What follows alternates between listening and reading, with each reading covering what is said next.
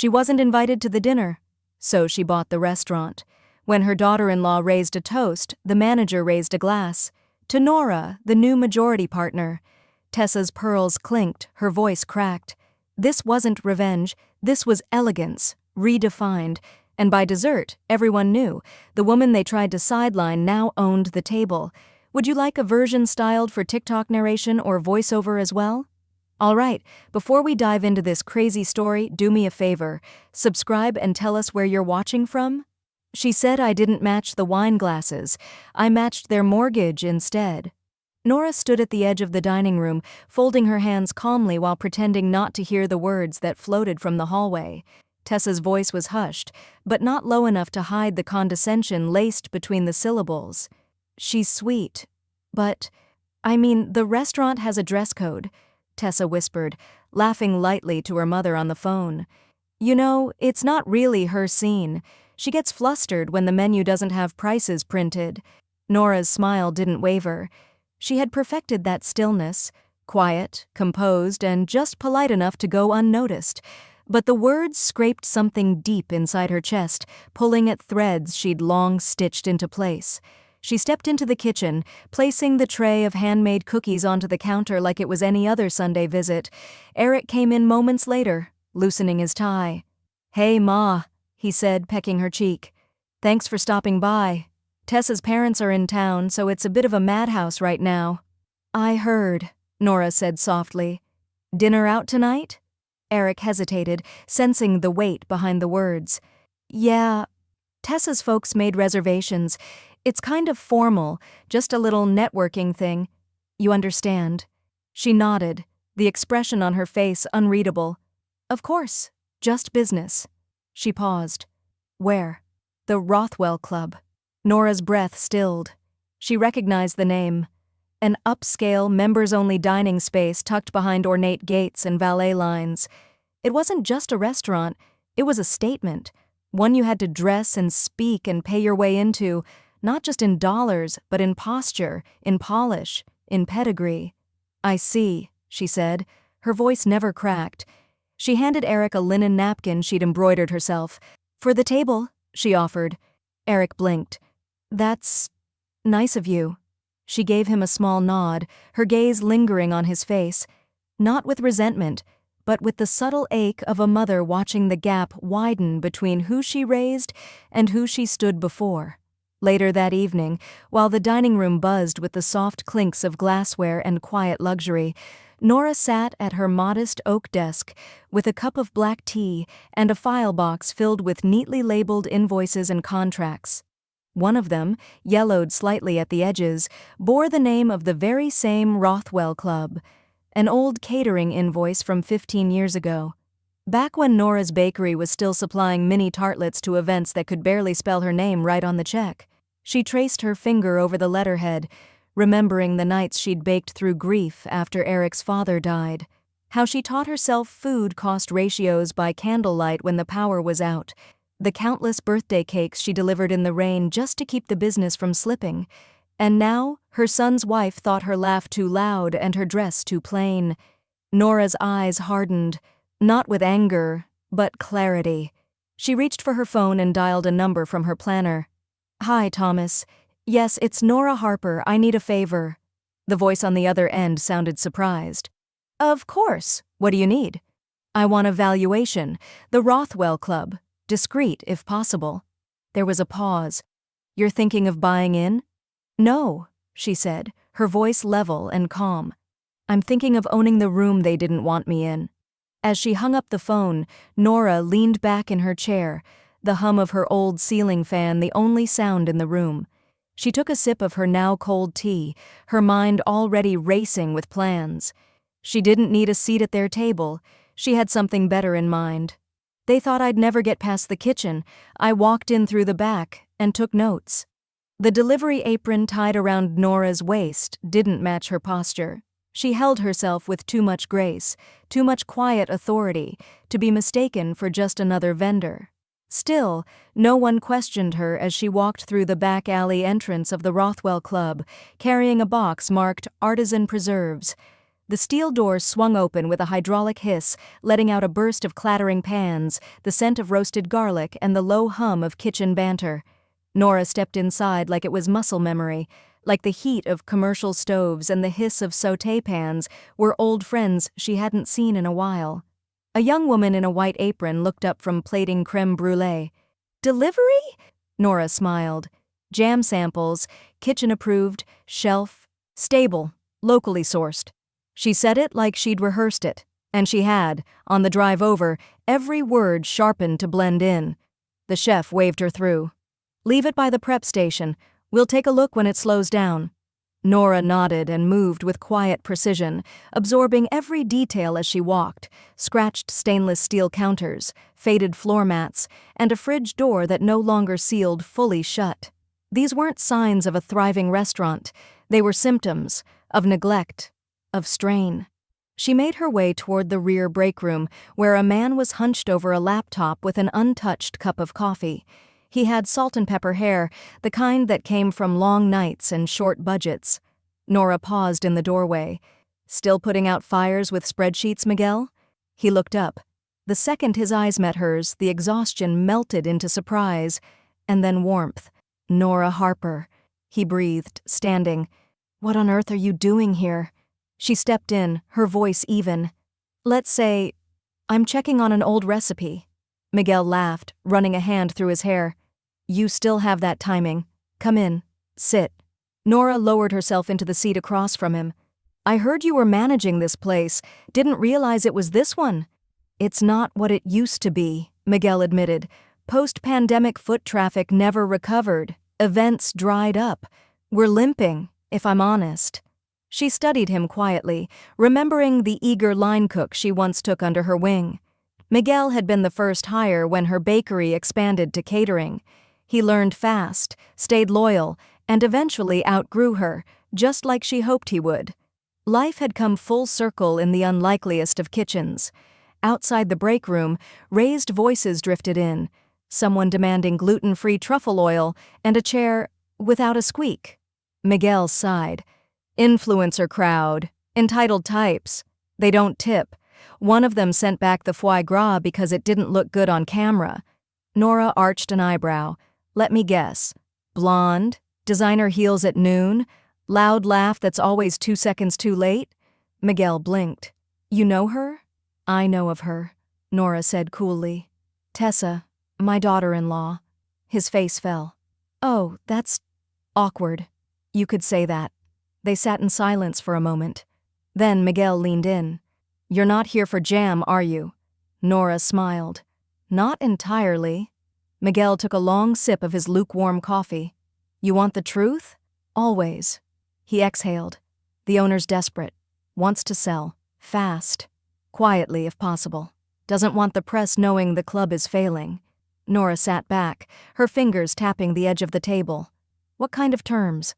"No bidders yet. He's hoping someone with food industry experience comes in, someone who can actually revive the place, not just slap their name on it for status." The hallway burst with a waiter's muttered curse as a champagne flute shattered on tile. Nora didn't flinch. Miguel watched her, the wheels turning. "Why do I get the feeling you're already 5 moves ahead?" She smiled faintly. "Because I've played this game before. Only last time I was baking scones out of a single oven and renting mixers by the hour. And now?" "Now," she said softly.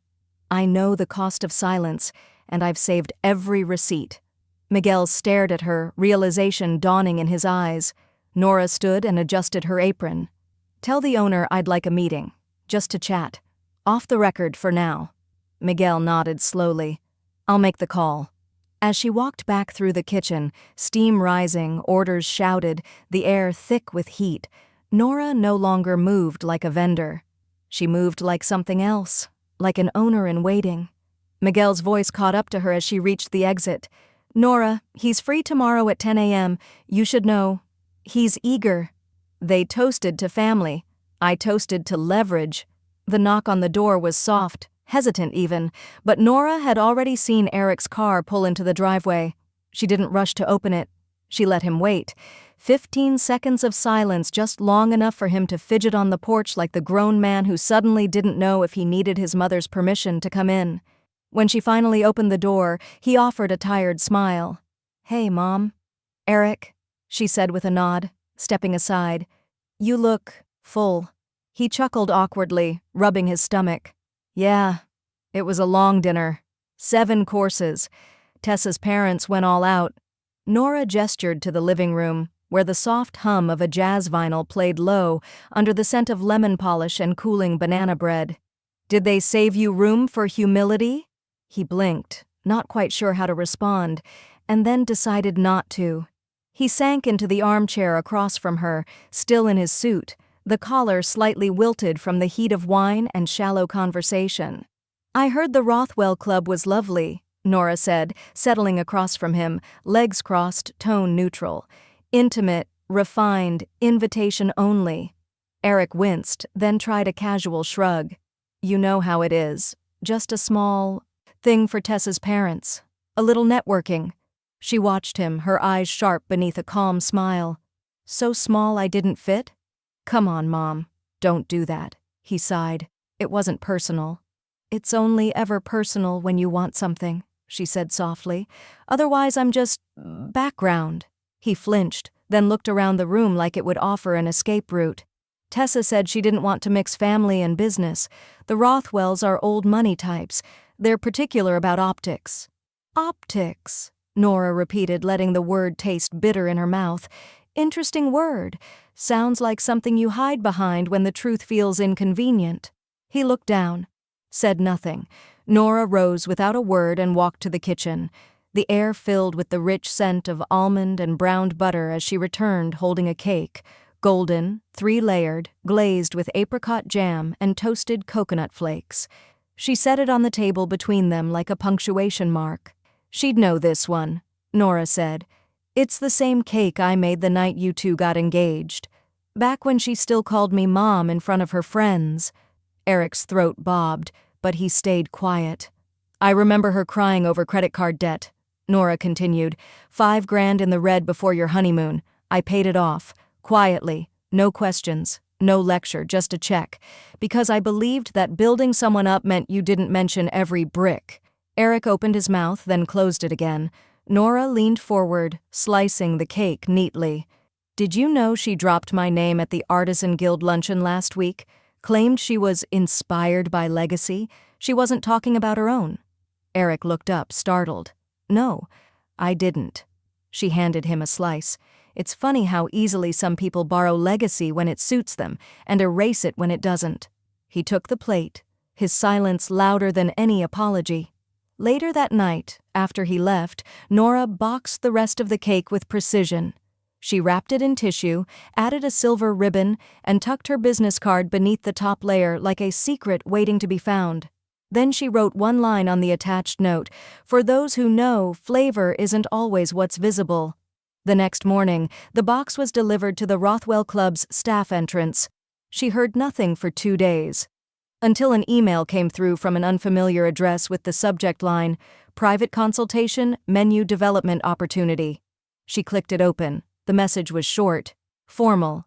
"Dear Ms. Harper, we'd like to invite you to a private meeting with our ownership team. Your reputation precedes you." Nora clicked reply and typed 4 words, "Tell me the time." Then she stood and reached for her recipe journal, the one with ink-stained edges and margin notes only she could decipher. Because sometimes legacy didn't have to scream. Sometimes it just baked quietly until the moment it was served. "They said I wasn't fit to serve, so I served a counteroffer."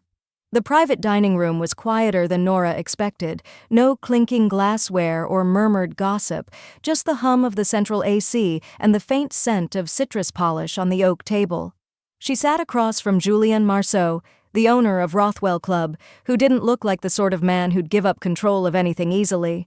But the weariness in his eyes told her he already had. He swirled the espresso in his demi-tasse, watching her over the rim. "Your cake, the one you sent the staff. Lemon almond, wasn't it?" Nora smiled. "With apricot glaze. You remembered."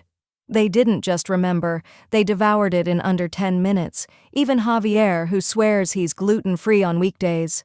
"That's flattering," she replied, leaning forward. "But I didn't send it to flatter." Julian chuckled.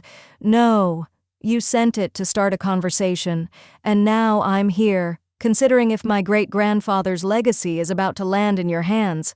Nora didn't blink. "Only if you're ready to stop bleeding money while pretending the name still means something." He sat back slowly, eyes narrowing with a mix of interest and caution. "That's bold. So is letting a once iconic restaurant die under influencer lighting and poorly paired wine flights." Julian laughed, quiet and honest. "You've done your research." "I lived this life," Nora said, her voice softer now. "Not this marble and maitre d' version, but the kind where you get up at 4 a.m. to proof dough, where invoices sit beside report cards, and you learn how to scale a recipe at the same time you're scaling rent. I built Harper's Hearth from one oven and a dream no one believed in." Julian looked thoughtful. "And now? Now I want to give this place a heartbeat again. Not just a brand. You have location. You have history. What you don't have is soul. That I can restore." He tapped his fingers against the table, his mind visibly working through risk and reward. "You want in as owner?" "As partner," she corrected. "But I want majority say in creative. Direction.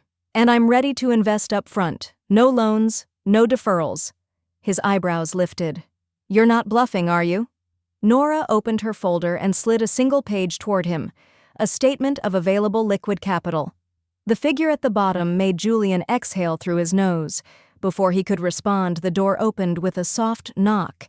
Miguel stepped in. He glanced between them and nodded at Nora. "Sorry to interrupt," he said, but he wasn't. His tone was tight, his jaw clenched. "Nora, I thought you should know. Tessa's parents, they've been sniffing around, asking about investment opportunities in this block." Julian's posture shifted. "Really?" "They came by yesterday, said something about turning the place into a culinary event venue," Miguel added, "with a lifestyle blog tie-in." Nora didn't flinch.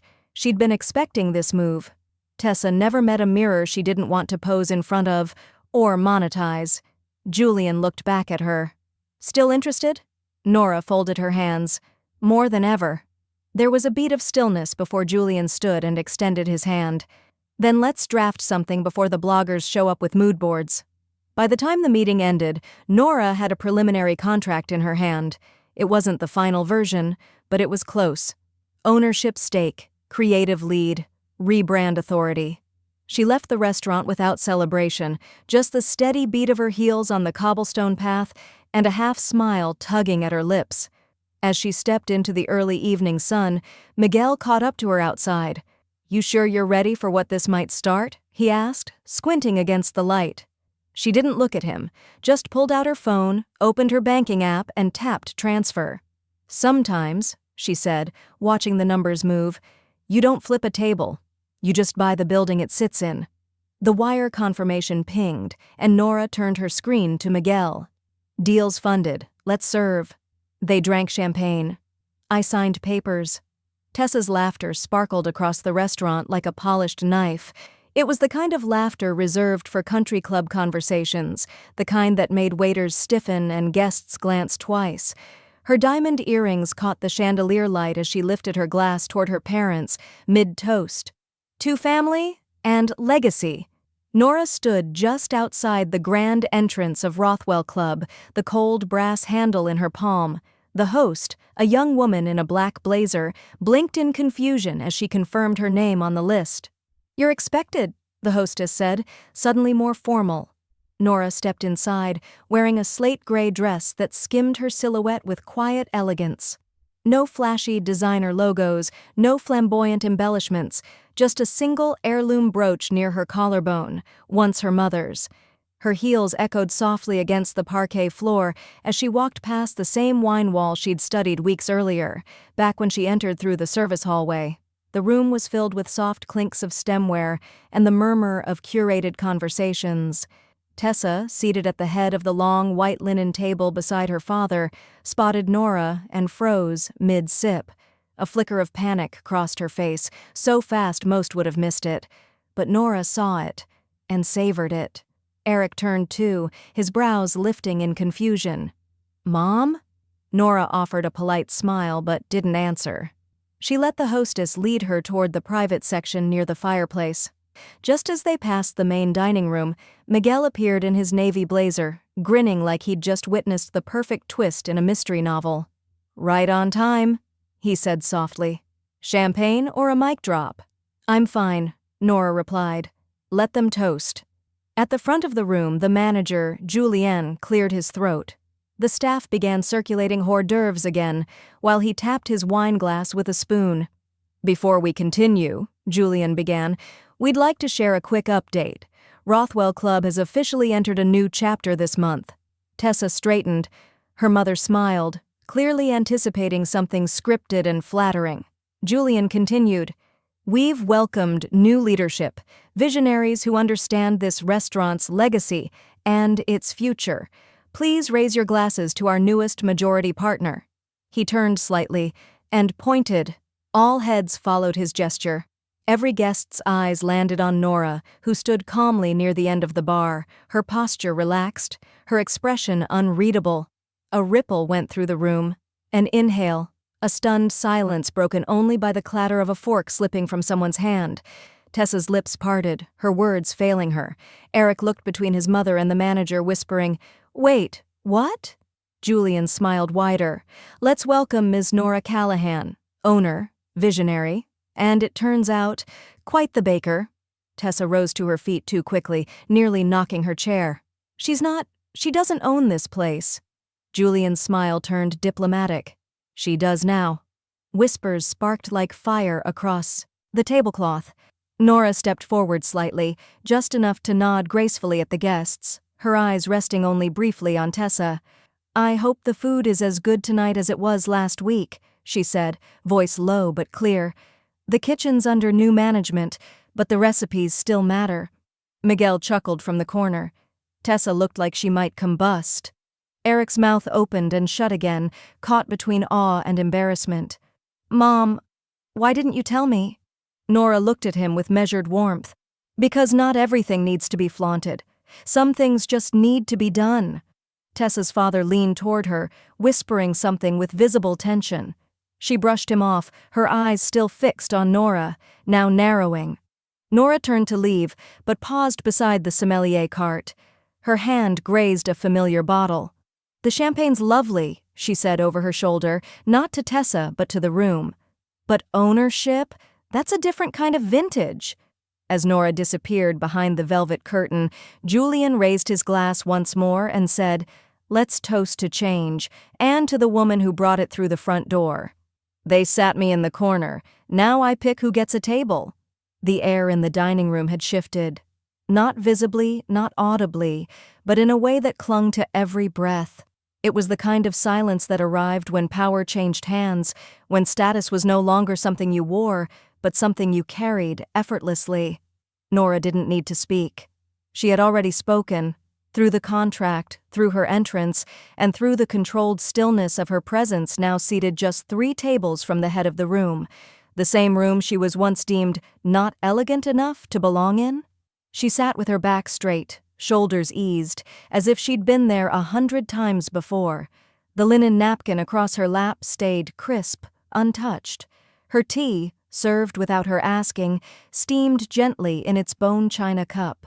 The staff now moved around her with instinctive deference, greeting her not with the performative charm reserved for guests, but with the respect given to someone who signs paychecks. Tessa's smile, across the room, looked like it had been stitched on with dental floss and desperation. She was trying to maintain composure, to shield the shock that rippled through her family like static through silk. Her voice had dropped in volume. Her movements, once fluid and commanding, were now tight, unsure. She whispered something to her mother, who turned to glance at Nora with thinly veiled judgment. Nora met the woman's gaze and simply raised her teacup. Across the white linen expanse, Eric sat stiffly beside his wife. He looked like a man caught between 2 tectonic plates, unsure which one would shift next. His phone buzzed once in his lap. Text from Tessa, "Fix this." Now he didn't reply. Instead, he looked at his mother, really looked at her. For the first time in years, there was something different. Not just the dress, not the composed silence. It was in her eyes. That familiar steadiness that had once reassured him during fevers, scraped knees, and high school heartbreaks. It was back, but colder now, sharper. He swallowed. Hard. Flashback to 5 years earlier. Tessa had leaned against the granite countertop in their condo, a glass of red in one hand, her voice edged with ice. "She's lovely, Eric, but she doesn't fit. You're building a future. Don't let the past keep pulling at your ankles." He had said nothing then, just nodded. Tonight, that memory pressed against his chest like a thumbprint on soft clay. Nora gently placed her cup down and leaned forward slightly as a waiter approached. "Ms. Callahan, would you like to approve the dessert tray before it's brought out?" Tessa's head snapped up. Nora smiled, not at the waiter, not at Tessa, but toward a younger couple seated nearby. Then she turned her gaze back to the table she'd been watching all evening. Eric looked away first. Miguel approached her quietly from the side, placing a discreet folder near her plate. "Final terms are in. We'll need your signature tonight." "I'll read them after the dessert," Nora said softly, her tone like velvet with a hidden blade. On cue, a group of waiters began rolling out polished carts toward the head table. Miniature lemon tarts, espresso creme brulee, artisanal chocolates arranged like museum pieces. Tessa stiffened as her father asked the staff, "And who approved this new dessert list?" "Waiter, our new majority partner." His spoon paused mid-air. Tessa leaned in and hissed at Eric, "Say something! Say anything!" But he just looked at his plate, stirring air into his coffee, words lodged in the back of his throat like broken glass. And then Nora did the most disarming thing of the evening. She stood up, not fast, not with flourish, just gracefully. She walked toward the table, calm as a sea at dusk. Every eye followed. She didn't speak to Tessa or her family. She simply touched the edge of a silver chair, nodded once to a waiter, and said, "Let's make this table available to someone on the wait list, preferably a couple celebrating something real." She turned, walking away as Tessa blinked in disbelief, lips parting to protest, but no sound came out. Back at the table, Eric's phone buzzed again. This time it wasn't from Tessa, it was a message from Nora. Sometimes silence is protection, sometimes it's power. Which one are you choosing? They booked the best table. I booked the building. The knock on Nora's front door was soft, hesitant, like the person on the other side wasn't sure he belonged there anymore. She opened it to find Eric standing with both hands in his coat pockets, his shoulders hunched, not from the cold, but from something heavier. Guilt, maybe, or regret, possibly both. His eyes searched hers for warmth, but she offered only a slight nod and stepped aside. "Come in," she said, her voice even but distant. The scent of freshly brewed coffee hung in the air, grounded with a trace of cinnamon. The living room was simple, filled with mismatched but well-cared-for furniture, sun-washed curtains, and a few framed photos, mostly of Eric as a child. Tessa was conspicuously absent. Eric lingered near the doorway, rubbing the back of his neck. I wanted to talk," he started, "about everything that's happening." "You mean the restaurant?" Nora asked, walking toward the kitchen counter and pouring herself a mug of coffee. "Yeah, that. And Tessa's parents. They feel blindsided. And Tess is, well, she's upset." Nora gave a short laugh that didn't reach her eyes. "Upset, I see. She just thinks maybe this whole ownership thing could have been handled more discreetly, like without the whole announcement in the middle of dinner." "Handled discreetly?" Nora repeated, setting her mug down. "Eric, I was asked to use the service entrance at a place I partially owned. They toasted over lamb racks and Bordeaux while pretending I didn't exist. How much more discreet would you like me to be?" Eric flinched. "I'm just saying, maybe there's still time to de-escalate. Keep it private." Instead of answering, Nora walked past him toward a wooden file cabinet in the corner of the room. She knelt, unlocked the bottom drawer, and pulled out a slim folder with black binding. When she handed it to him, her fingers brushed his. Cool, steady. "Read it." He opened it. Inside were notarized contracts, ownership breakdowns, email printouts from the negotiation phase, a lease title, and a wire transfer receipt. His brows drew together as he scanned the documents. "Wait, this isn't just the restaurant." "No," she said quietly.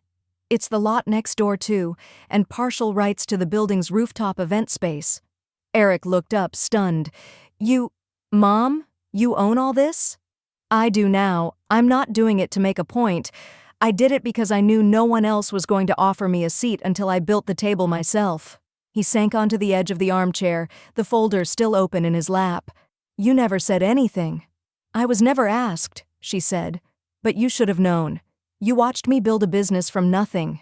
You watched me stretch every dollar to raise you. I didn't expect loyalty to me, but I did expect basic respect." Eric closed the folder slowly. His face was unreadable, but the way he gripped the edge of the leather portfolio said what he couldn't. "I'm sorry," he finally murmured.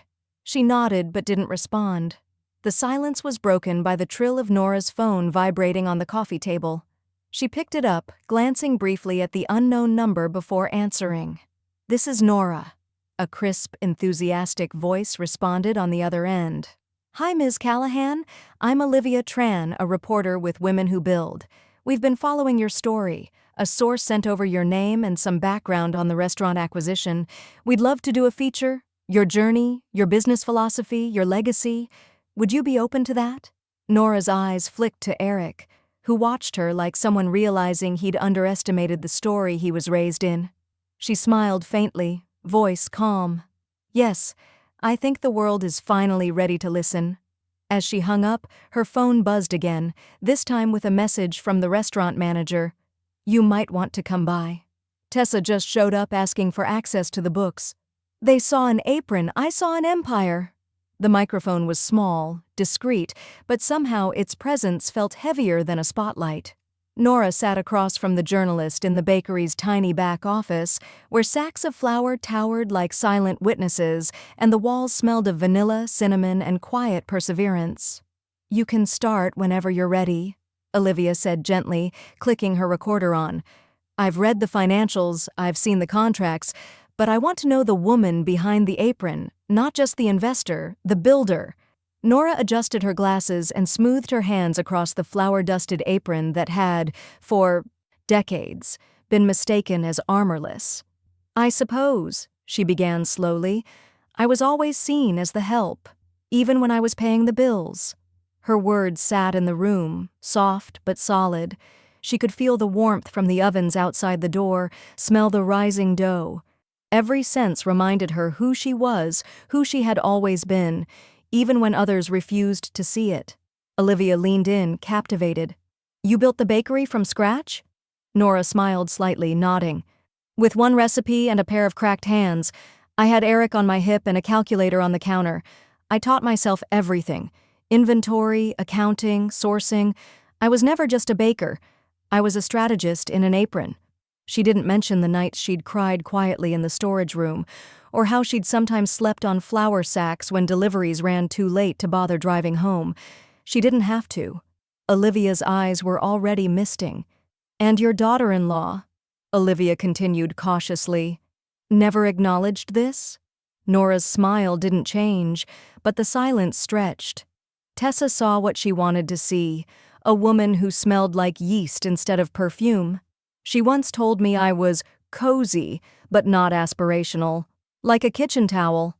The image hung between them. Olivia scribbled notes, then said, "And now? The restaurant, the acquisition, it's all under your name?" "Every share," Nora said, calm. "And I'm not hiding behind anyone's branding. The article can print that." 2 days later, the article dropped. Headline: "The woman they called just a baker now owns the table they dined at." It spread like wildfire across small business forums, women in leadership blogs, and entrepreneurial newsletters. Comments poured in beneath the post. "My mother was a seamstress. This hit home." We underestimate these women at our own cost. Finally, someone's telling this side of the story. The article didn't name Tessa, but readers read between the lines. It didn't need to. 3 days later, Tessa posted a makeup-free clarity video online, voice soft and tearful. Sometimes we forget where we come from, but I'm learning, I'm growing. But the comments weren't buying it. You forgot because it wasn't photogenic. She raised your husband while building her own business. Sit down. Too late for authenticity when you've already gone viral for ignorance. Nora, meanwhile, sat at the bakery's window table, sipping her tea. She watched her staff laughing in the kitchen, young women she had hired from the community, many of whom had never imagined a career in culinary arts. A ding came from her phone. She glanced at the screen. Unknown number. Voicemail received. She tapped play. A voice, smooth and confident. Ms. Callahan, this is Christopher Bloom from the Palette Guide. Your restaurant and bakery have created a stir. I'm calling with one question. Are you interested in expanding your empire? Nora leaned back, fingers wrapping around her warm ceramic mug. She didn't answer right away. She didn't need to. She smiled to herself, then tapped call back. The dial tone echoed into silence, and just before the line connected, she whispered, "Let's talk legacy." They wore pearls. I wore purpose. The clink of silverware faded beneath a voice as smooth and sharp as a brandy glass. She really let you walk in dressed like that? Nora turned from the restaurant's window where sunlight filtered through the etched glass logo, her logo now.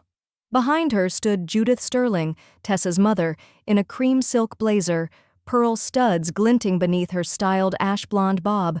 Her lips were lacquered with red so polished it looked weaponized. Nora glanced down at her slate-gray dress, simple and fitted, sleeves rolled just below the elbow. Her grandmother's brooch held court on the collar, not designer, not loud, but solid. Real silver, unlike the tone in Judith's voice. I wasn't aware the dress code required pretense, Nora replied softly, gesturing toward the bar. Care to sit? Or would standing on higher ground feel more appropriate? Judith didn't blink. You must understand how this looks. Tessa and Eric are trying to build a future. All this, she gestured vaguely at the elegant restaurant around them, creates noise.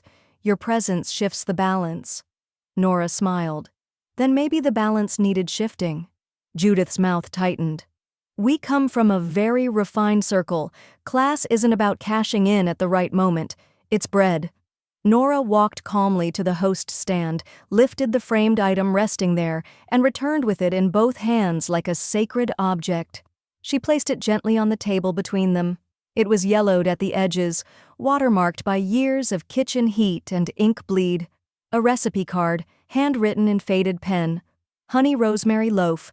Church Bazaar, April 1992. Serves 12 or 1 grieving mother. Judith blinked, uncertain. My first event, Nora said. I didn't have catering trays or servers, just 2 folding tables, a prayer, and this recipe. That was the month after Eric's father passed. I had $38 to my name and a baby in a car seat next to a mixing bowl. She paused, letting the silence pull taut. I didn't wear pearls, she continued, voice steady, but I fed an entire congregation. That's the difference between ornament and offering. A few feet away, one of the sous chefs, Marcus, the newest hire, had paused mid-plate. He watched the exchange with quiet awe. So did the hostess. Even a dishwasher at the pass leaned forward, towel in hand, motionless. Judith's gaze faltered. You're very theatrical. No, Nora said calmly. I just lived it. Some of us didn't inherit class. We had to define it. Judith straightened her blazer. You've made your point. Not yet, Nora said. She turned and walked past the line of servers now standing a little taller. They'd heard the stories. Nora's mentorship wasn't just folklore, it was policy now. Internships, profit sharing, a new rotation of local bakery apprentices set to begin next month. To them, she wasn't a co-owner. She was proof. Nora stepped into her office behind the kitchen. She needed to breathe. But before she could exhale, Miguel knocked, stepping in with a guarded look on his face. You're not going to like this, he said, sliding a folded legal document across her desk. It was a scanned letter, corporate watermark, signature line missing but obvious in intent. "She tried to buy shares?" Nora asked, her voice low but hardening. Miguel nodded. "Tessa reached out to one of the silent investors 3 weeks ago, offered them double to shift their stake under a different LLC, but the paperwork hit our legal office this morning by accident." Nora sat back in her chair. The room narrowed. Her hands didn't shake, but they closed around the edge of her desk like the edge of a cliff. She wasn't angry. She was clear. She picked up her phone, scrolled to her lawyer's number, and tapped call. When the line picked up, she said only one thing: "I'd like to initiate a shareholder audit today." She forged my name. I signed her future away. The pen felt heavier than it should have. Nora twirled it between her fingers, its chrome body cool against her skin, as the papers sat in front of her, clinical, detailed, damning. She hadn't come to her lawyer's office expecting war, but some signatures weren't ink. They were warning shots. "I always suspected they were planning something," Nora said, her voice quieter than usual. "But I didn't think they'd be reckless enough to leave a trail." Dylan Graves, her attorney of 10 years, pushed his glasses up and tapped the folder between them. Turns out they were ambitious, not careful. Inside the folder were scans of shareholder documents from her original bakery, the business she'd bled for. They were dated 6 years back, and they bore Nora's name in a signature she didn't recognize. It looked like hers. The loop on the N was close. The tail on the A tried to mimic her slight flair, but it was off. Too neat. Too intentional. "Tessa forged my name?" she asked, though it wasn't really a question. Dylan nodded grimly. "With Eric's knowledge, I'm afraid. These were part of an internal reallocation attempt. They tried to move your ownership stake into a trust managed jointly by the two of them." Nora stared at the wall for a long moment. Her heartbeat slowed rather than quickened. Not rage, not heartbreak. Just a hollow, cold click of clarity. "They planned to wait me out," she murmured. "Wait for me to get tired, to hand things over by default." Dylan pulled out another sheet. "This is a motion we've prepped. If you're ready. It reasserts your sole ownership, voids all unauthorized transfers, and freezes any future stake changes without your explicit consent. Retroactive, airtight." She leaned forward, eyes scanning the lines. "And this protects the restaurant too?" "Completely. Once signed, no one can use your name or anything attached to it for legal gain without your approval. Especially not Tessa." Nora reached into her bag and pulled out a small black leather notebook. Inside were handwritten entries. Her own ledger, one she'd kept since she opened her bakery. Her notes were clear, time-stamped, meticulous. She found the entry she was looking for. January 14th, 2017, gave Eric and Tessa bridge loan for house down payment. No equity exchanged, verbal terms, confirmed. She slid it across to Dylan. "Add this. It proves their intent when they claimed I gifted ownership." He glanced at it, eyebrows lifting. "This is gold." Outside the glass walls of the office, the city pulsed. Horns, people, the usual hum of ambition. Inside, the silence between them swelled like a storm front. Dylan cleared his throat. "Once you sign, Nora, there's no undoing. This will trigger a legal firewall between you and them." She picked up the pen, gripped it firmly this time. "I'm not doing this out of spite," she said. "I'm doing it because I spent decades building something from crumbs. I won't let entitled hands rewrite that legacy." She signed the affidavit with steady strokes. Not for revenge, for preservation. As Dylan slid the paperwork into a formal case file, he paused. "There's one more thing," he said, voice cautious. "This motion gives you the right to initiate full eviction from any property under your name, including the house they're currently living in." Nora stilled. "Eviction?"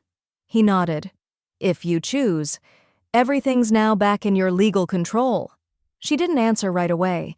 Instead, she looked out the window toward a skyline she had once felt too small to touch.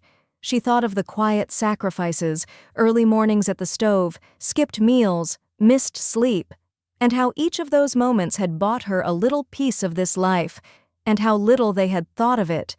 Dylan zipped the folder shut, leaned back, and looked her in the eye. You can now legally evict her from everything. They booked tables. I booked justice. From the second-floor mezzanine, Nora could see everything. Below her, the restaurant bustled with soft chatter, linen clinking, and the hum of midday light bouncing off polished glassware. The brunch crowd was a perfect blend of elegance and ego, designer heels clicking against the herringbone floor, laughter seasoned with just enough performance to be noticed. And then came Tessa.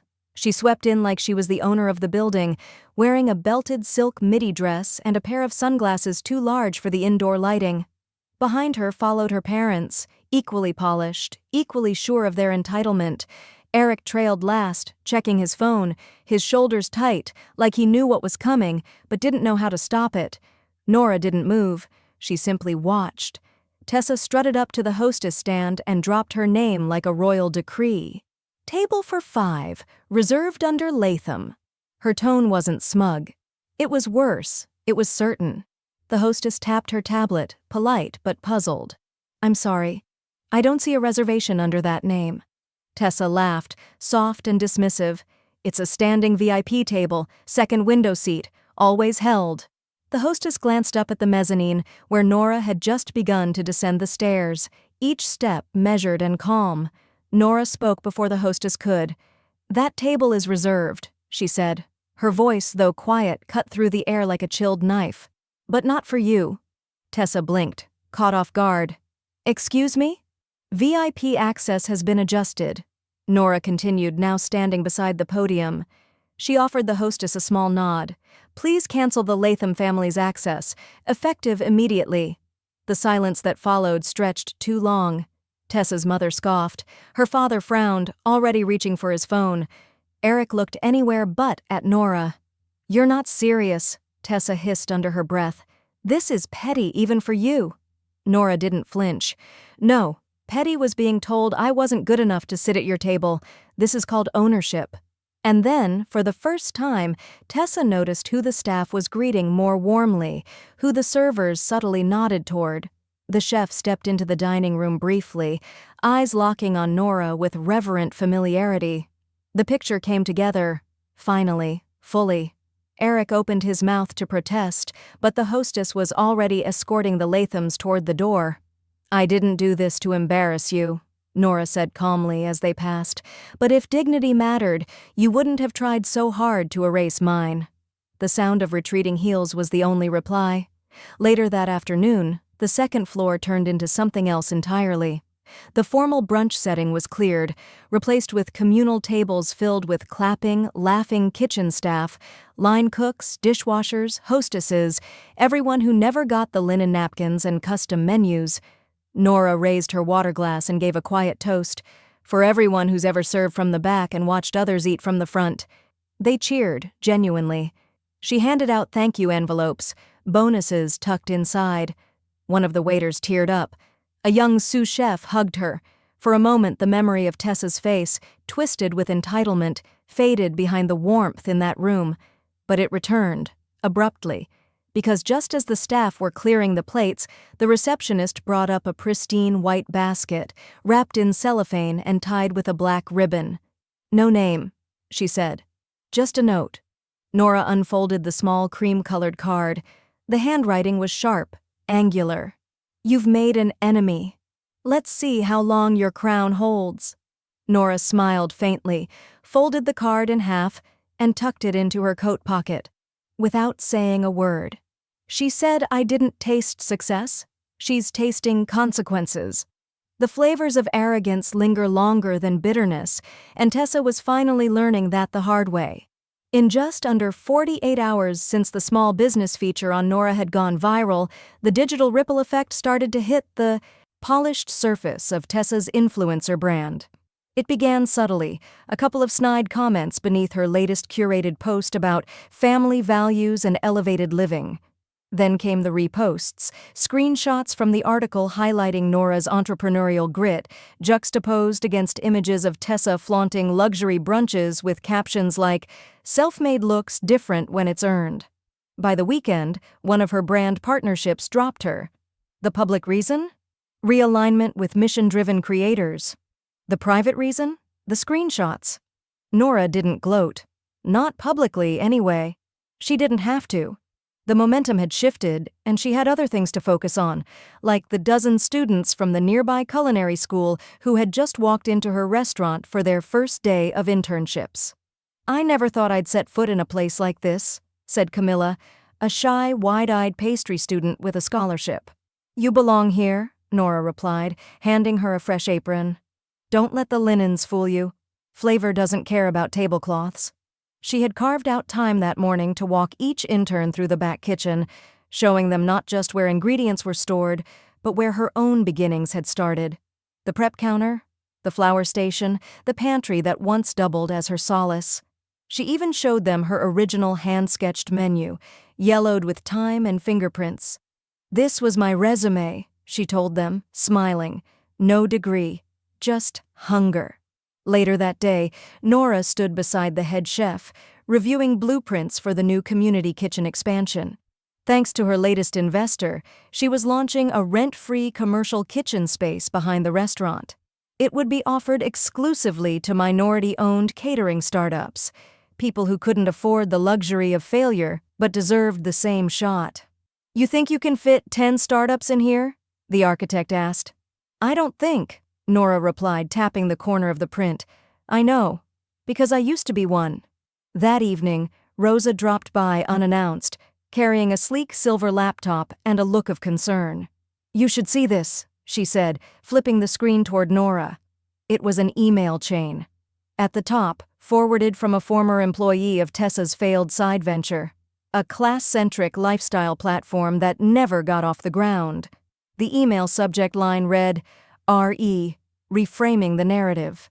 Tessa's words, buried halfway down the thread, were sharp, unmistakable. "We need to lean into the privileged narrative, make it aspirational, clean. We don't sell to her type, we sell above them." Nora stared at the screen for a long time.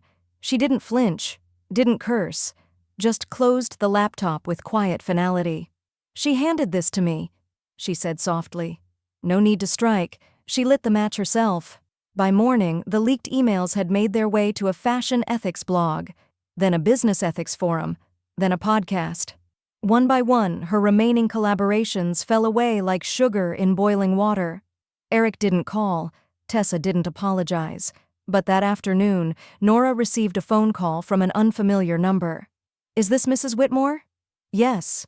We're doing a feature on entrepreneurs who quietly changed the food industry without gatekeeping success. We'd like you to headline it." Nora smiled faintly. "Quietly, huh?" "Yes, ma'am." "I suppose that's accurate. For now." That night, her inbox pinged with an anonymous message. Subject line, "Re. You should see what else she tried to bury." Attached, a zip file. Nora hovered her finger over the mouse, heart slowing, then clicked. She posted her pearls. I posted the paperwork. The last thing Tessa expected that morning was to lose her name. She was seated at an outdoor cafe with an espresso in one hand and her phone in the other, furiously scanning through brand messages that had gone from collaborations to cancellations. Her manicured fingers trembled slightly, barely steadying the cup as she forced a laugh for the influencer seated across from her. "Crisis comes with visibility," she said, brushing a loose strand of hair behind her ear. "It's just noise. I'm fine." Then came the email. Subject line, "Offer of acquisition, Lument Agency Holdings."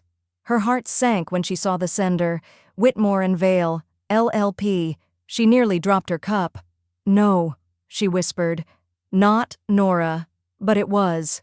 In the body of the email sat a legally binding buyout offer, not just from Nora, but from the proxy firm that had, until this moment, silently held 49% of her influencer agency's equity. The very same equity Tessa had bragged about building from the ground up, had pitched to VCs, and had used to belittle those who didn't understand the digital space. The terms were brutal. If Tessa refused the buyout, the firm had full authority to dissolve the agency, liquidate the assets and distribute them as they saw fit. If she accepted, she'd receive a fraction of what she believed the agency was worth and lose her title completely.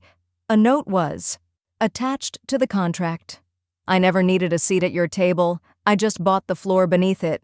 N. The scream that left Tessa's throat turned heads. The cafe fell into a hush. People turned, phones lifted. Someone began recording. Eric, who had been walking up the sidewalk to meet her, paused mid-step as she slammed her laptop shut and threw her napkin to the ground. "Tell her she's sick," Tessa shouted, eyes wild, glassy. "She's obsessed with ruining me." Eric blinked. "What are you talking about?" "She's in everything, every damn thing I built, she's inside it." He stepped forward, cautious. "Nora owns part of Lumint?" Tessa nodded, breath sharp and erratic. 49%. She used some shell company, some investor I pitched to 6 months ago. I practically walked her into it." Eric sank slowly into the chair across from her. His face shifted from disbelief to something darker, like realization. "You always mocked her for being stuck in the past," he said quietly. "Looks like she was studying the future." Tessa pushed her sunglasses over her eyes, but they did little to mask the panic. "She can't do this. She doesn't get to erase me." "You erased yourself," he murmured. That evening, Nora sat in her sunroom with a cup of tea and a soft breeze brushing past the curtains. Rosa sat across from her, reading the legal summary with an amused smirk. "I thought I was petty," Rosa said. "But this is legendary." "It's not about being petty," Nora replied, folding the last page. "It's about being thorough." She stood and walked to the cabinet beside her desk. From a locked drawer, she pulled out the original silent investment agreement. Signed 6 months ago, untraceable to the naked eye, but it had her handwriting on the margin. "Let her underestimate me." Rosa tilted her head. "What happens if she doesn't sign?" "She loses everything." "And if she does?" "She walks away with a paycheck, just not her pride." At that moment, Nora's phone buzzed. Unknown number. She answered. Silence on the other end. Then, Tessa's voice, strained and barely composed. "You win." Nora didn't reply. "I'll sign, but I hope you know this makes you small." Nora breathed slowly, looking out over the garden her late husband once planted. "No," she said. "This makes me free." Later that night, Nora emailed her lawyer one sentence. "Deliver the final terms. Sign this or I dissolve the company. They once gave me the kitchen door. I now own the window seat." The sunlight hit the table just right that morning, streaming through the curved glass like a quiet spotlight. Nora sat at the booth by the window, the one that used to be reserved for VIP guests when she was told she didn't belong anywhere near them. Now it was hers, permanently. She stirred her tea slowly, letting the spoon clink softly against the ceramic. Around her, the restaurant hummed with elegant life. Laughter from the corner, the warm shuffle of a server placing dishes, the scent of rosemary chicken wafting from the kitchen. The hostess waved cheerfully to her. Nora smiled back with a nod, then glanced down at the linen-covered table where a folder lay beside her plate, gold embossed, labeled Women Rising Entrepreneurial Scholarships. Today wasn't just another day. Today was her first scholarship lunch. Across from her sat 3 young women in their 20s, each with a dream, a sketchbook, or a folder filled with ideas. Their nervous excitement was almost palpable. One of them clutched her notepad so tightly it crinkled. "You don't need to impress me," Nora said gently, pouring water into their glasses. "Just tell me what you love so much you'd do it even if nobody clapped." That was the only question she asked all lunch. She didn't need resumes. She needed resilience. The kind she knew by smell, like rising dough and sleepless nights. The kind Tessa had never needed to build. Between courses, a new family slid into the booth behind her. The mother had 2 small children who stared at the ornate desserts being carried past. Nora turned slightly and offered a quiet greeting. "First time here?" she asked. The woman nodded shyly. "Birthday dinner. My husband got a bonus. Thought we'd do something special." Nora's smile warmed. She gestured discreetly to the server. "Put their desserts on my tab, and tell the kitchen. Add the lemon tart." She turned back to the girls across from her, catching one of them blinking fast, trying not to cry. "You don't know how much this means," the girl whispered. "No one's ever really seen me like this." "I do know," Nora said, placing a hand over hers. "I've waited my whole life to be seen properly." The phone in her bag buzzed. She hesitated before pulling it out. The notification was a voice message from Tessa. She stared at the screen for a long second, then pressed play. Tessa's voice, slightly muffled and low, cracked just once. "You ruined me. Hope you're happy." Nora blinked slowly. No rage, no triumph, just a soft sigh, like someone who had finally stopped carrying a weight not meant to be hers. She opened her text app, typed 2 lines, and hit send. "No. I replaced you with something better." She slid the phone back into her bag and rose from her seat. The scholarship girls stood instinctively, unsure of protocol, unsure of how to act in the presence of someone who'd somehow blended power with grace. Nora motioned them to sit. "You're the future," she said, her voice even and full. "Don't let anyone hand you a door when you deserve a table." Just then, a young hostess approached her with wide eyes. "Ms. Keller, there's a journalist at the front asking if you'd be open to a photo for the business section." Nora looked out the window at the clear sky, then at the table she now owned, the one she'd once been denied. "Let them wait," she said, her voice calm. "The real photo's already being taken right here." The waitress returned with a slip of folded paper, wide-eyed. "It came from the delivery boy, said it's urgent.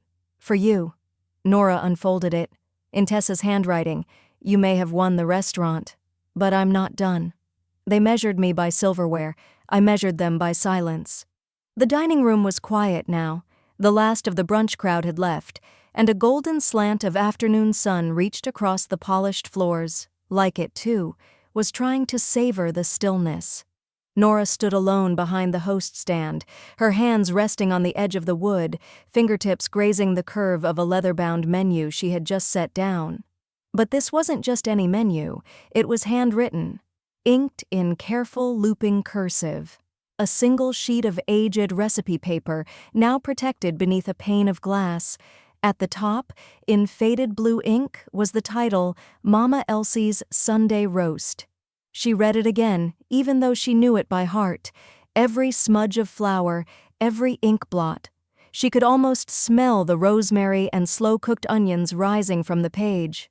This, Nora thought, was what class truly looked like.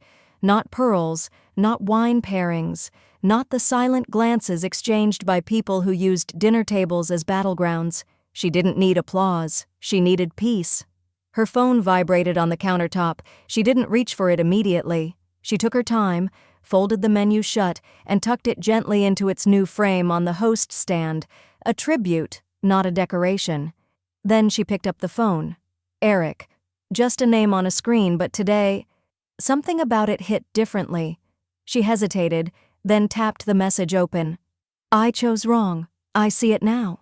I didn't protect you when I should have. I let Tessa talk me into thinking success looked a certain way. But you were always building something real. I'm sorry, Mom." Nora read it twice. She didn't cry. Not today. There had been enough tears across the years. Too many dinners eaten alone. Too many moments of compromise in the name of peace. But even now she didn't wish him pain. Just clarity. She replied with 3 sentences. "You always had a seat. You just gave it away. Forgiveness is free. Trust, however, must be earned." Then she turned her phone face down.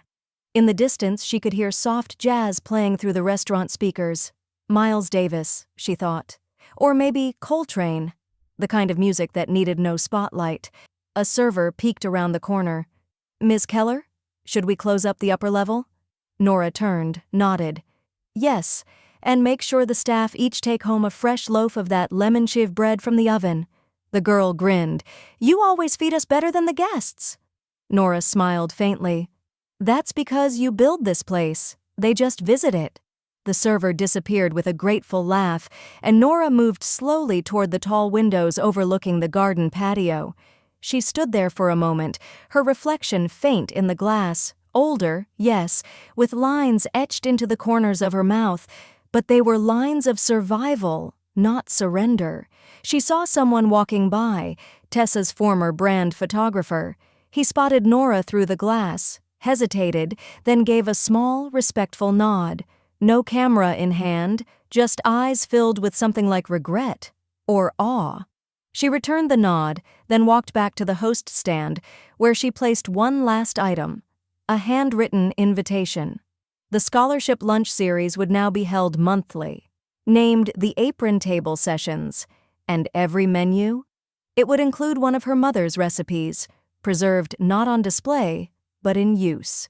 She reached up to adjust the tiny gold frame holding the recipe card and froze as her phone buzzed one more time. A message from an unknown number. It read, "You'll regret this. You made enemies in places you can't see." Nora stared at it for a beat, then deleted it without reading the rest. She turned away from the phone and picked up the glass dome that covered a single-plated biscuit by the entryway. It was a quiet nod to her roots, flaky, golden, served without garnish.